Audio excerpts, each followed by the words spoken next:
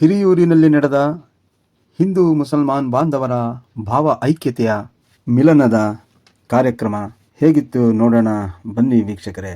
ಪ್ರವಾದಿ ಮೊಹಮ್ಮದ್ ರವರ ಮಾತುಗಳೇನು ನೋಡೋಣ.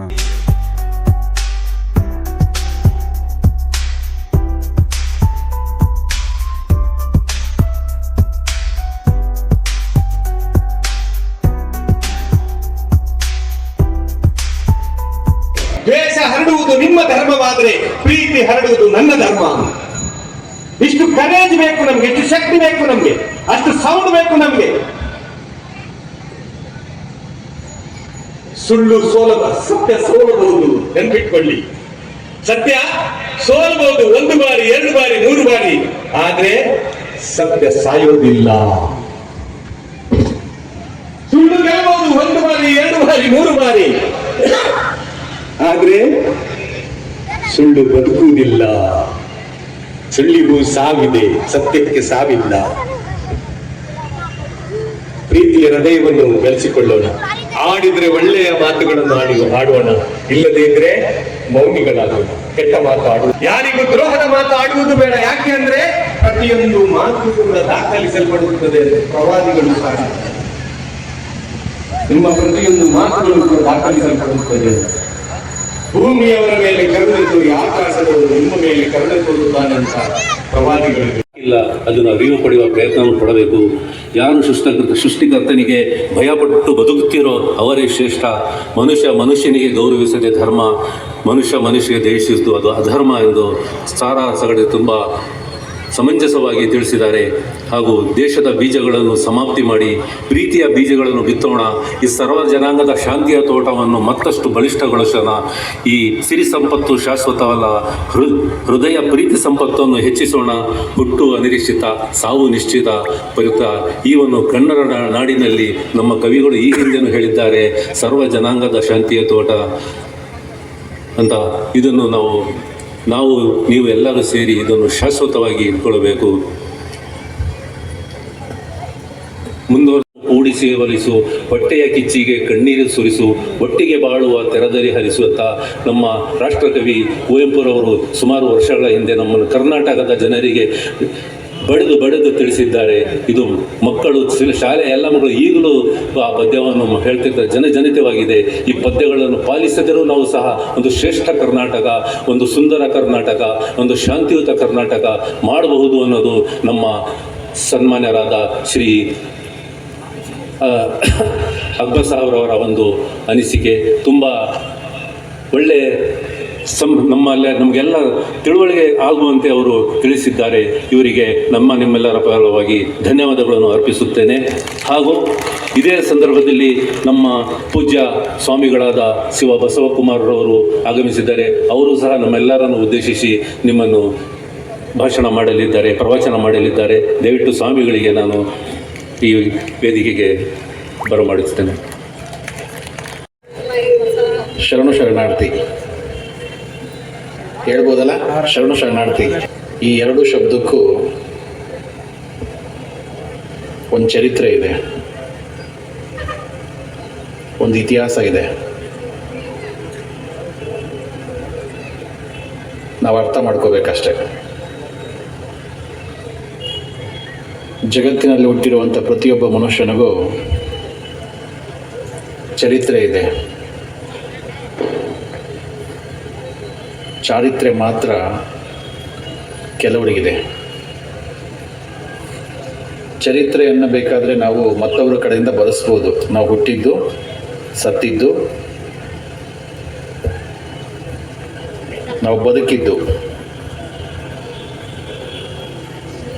ಚಾರಿತ್ರ್ಯವನ್ನು ಮಾತ್ರ ನಾವೇ ನಿರ್ಮಾಣ ಮಾಡ್ಕೋಬೇಕಾಗ್ತದೆ. ಭಾಳ ಸಂತೋಷ ಆಯ್ತು ನನಗಿವತ್ತು. ಈ ಸಮಾರಂಭಕ್ಕೆ ನಾನು ಅತಿಥಿಯಾಗಿ ಆಗಮಿಸಿಲ್ಲ. ಇವ್ರ ಮಾತನ್ನು ಕೇಳಿ ನಾನೊಬ್ಬ ಶ್ರೋತೃವಾಗಿ ಆಗಮಿಸಿದ್ರೆ ಇನ್ನೂ ಚೆನ್ನಾಗಿತ್ತು ಅಂತ ನಾನು ಅಂದ್ಕೊಂಡೆ. ಒಂದೊಂದು ಮಾತು ಬಸವಣ್ಣವ್ರು ಹೇಳ್ದಂಗೆ, ನುಡಿದರೆ ಮುತ್ತಿನ ಹಾರದಂತಿರಬೇಕು,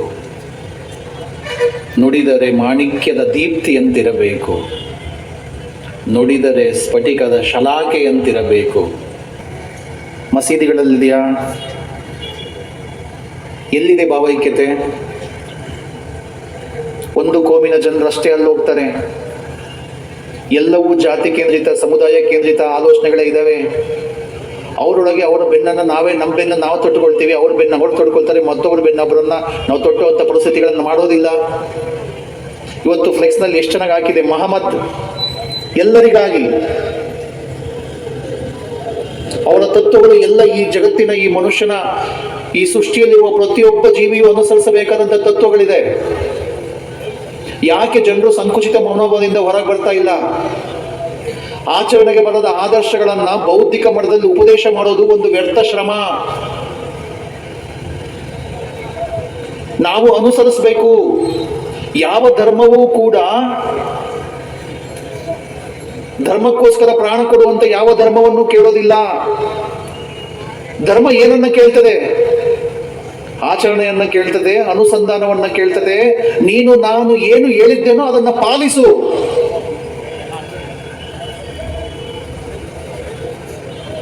ಎಷ್ಟು ಸುಂದರವಾದ ಮಾತು ಈ ಸಂಜೆ ನಮ್ಮ ಕಿವಿಲಿ ಬಿತ್ತು. ದ್ವೇಷ ಮಾಡಬೇಡ, ಪ್ರೀತಿಯಿಂದ ಬದುಕು. ಕುಟುಂಬದಲ್ಲಿ, ಸಮಾಜದಲ್ಲಿ ಎಲ್ಲ ಕಡೆಗೂ ಅಸಹಕಾರ, ಅಸಮಾಧಾನ, ಆತಂಕ. ಒಬ್ಬರನ್ನ ಒಬ್ಬರು ಕಂಡ್ರೆ ಪ್ರೀತಿಯಿಂದ ನೋಡುವಂತ ಅನ್ನೋ ರೀತಿಯಲ್ಲಿ ಇತ್ತು. ಸಶಕ್ತನಾದ ದೇವರ ಬಗ್ಗೆ ಅವರು ಎಷ್ಟು ಅರ್ಥಪೂರ್ಣವಾಗಿ ಮಾತನಾಡಿದ್ರು. ಎತ್ತೆತ್ತ ನೋಡಿದಡತ್ತತ್ತ ನೀನೇ ದೇವ, ಸಕಲ ವಿಸ್ತಾರದ ರೂಹು ನೀನೇ ದೇವ, ವಿಶ್ವತೋ ಚಕ್ಷು ನೀನೇ ದೇವ, ವಿಶ್ವತೋ ಬಾಹು ನೀನೇ ದೇವ, ವಿಶ್ವತೋ ಪಾದ. ಅಷ್ಟೊಂದು ನಶ್ವರವಾದಂಥ ನಮ್ಮ ಬದುಕು ಯಾವಾಗ ನಾವು ಹೋಗ್ತೀವೋ ಗೊತ್ತಿಲ್ಲ. ಆದರೂ ಕೂಡ ದ್ವೇಷ, ಅಸೂಯೆ, ಮತ್ಸರ. ಮೊನ್ನೆ ಒಬ್ಬ ವ್ಯಕ್ತಿ ಸಿಕ್ಕಿದ್ದ. ಅವನು ಮಾತನಾಡ್ತಾ ಹೇಳ್ತಾ ಇದ್ದ, ಸ್ವಾಮೀಜಿ ನನ್ನ ತಮ್ಮ ಹೀಗೆ ಭಾಳ ನನ್ನನ್ನು ಬೈತಿದ್ದ. 20 ವರ್ಷ ಆಯ್ತು ಸ್ವಾಮೀಜಿ, ನಾನು ಅವನು ಮಾತಾಡಿಸೇ ಇಲ್ಲ. 20 ವರ್ಷ ಆಯ್ತು ನಾನು ಮಾತಾಡಿಸೇ ಇಲ್ಲ ಅವನ್ನ. ಅವನು ಅದೇನೋ ಸಾಹಸ ಅನ್ನಂಗೆ ಹೇಳ್ತಾ ಇದ್ದಾನೆ. ನಾನು ಸಾಧನೆ ಮಾಡಿದ್ದೀನಿ, 20 ವರ್ಷ ನಾನು ಮಾತಾಡ್ಸಿಲ್ವ. ಒಂದು ಸಾಧನೆ ನಂದು, ನನ್ನ ಕಮಿಟ್ಮೆಂಟ್ ಅನ್ನೋ ರೀತಿ ಮಾತಾಡ್ತಾನೆ. ಅಯ್ಯೋ ಉತ್ಸಾಹ. ಒಂದೊಂದು ಸಲ ನಾವು ಮನುಷ್ಯರು ಎಷ್ಟು ಸಂಕುಚಿತ ಅಂತ. ಎಲ್ಲ ಪ್ರವಾದಿಗಳು, ಎಲ್ಲ ಸಂತರು, ಎಲ್ಲ ದಾರ್ಶನಿಕರು, ಎಲ್ಲ ಮಹಾತ್ಮರು ಸಾರಿದ್ದು ಅದನ್ನೇ. ತುಂಬಾ ಅರ್ಥಪೂರ್ಣವಾದ ಮಾತುಗಳನ್ನು ಆಡಿದ್ರು. ಯಾವುದೇ ಒಬ್ಬ ಪ್ರವಾದಿ ಒಂದು ಸಮುದಾಯದ ಸ್ವತ್ತಲ್ಲ, ಒಂದು ಜಾತಿಯ ಸ್ವತ್ತಲ್ಲ, ಒಂದು ಸಿದ್ಧಾಂತದ, ಒಂದು ತತ್ವದ ಸ್ವತ್ತು ಪ್ರವಾದಿ. ಇದನ್ನು ನಾವೆಲ್ಲಿ ತನಕ ಅರ್ಥ ಮಾಡ್ಕೊಳ್ಳಿಕ್ಕೆ ಸಾಧ್ಯ ಇಲ್ಲ.